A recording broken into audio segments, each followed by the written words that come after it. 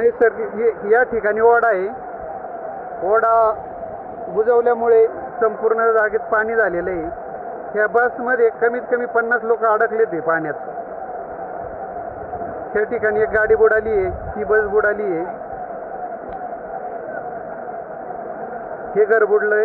या घराच्या मागे एक टियागो गाडी उभी आहे, ती देखील पाण्यात बुडालेली आहे. हा एक फर्निचरचा मॉल बुडालाय. ह्या एक फर्निचरच्या मॉलमध्ये पाणी घुसलेलं आहे. पुणे नाशिक हायवेवरती कमीत कमी 2 ते 3 किलोमीटर लाईन लागलेले आहेत. ह्या ठिकाणी रोहन होंडाच्या गाड्या आहेत, त्या देखील पाण्यात. हे पहा, ह्या बाजूच्या गाड्या पूर्ण पाण्यात बुडालेल्या आहेत. फक्त वरचा हँडल वर पाण्यात दिसतोय.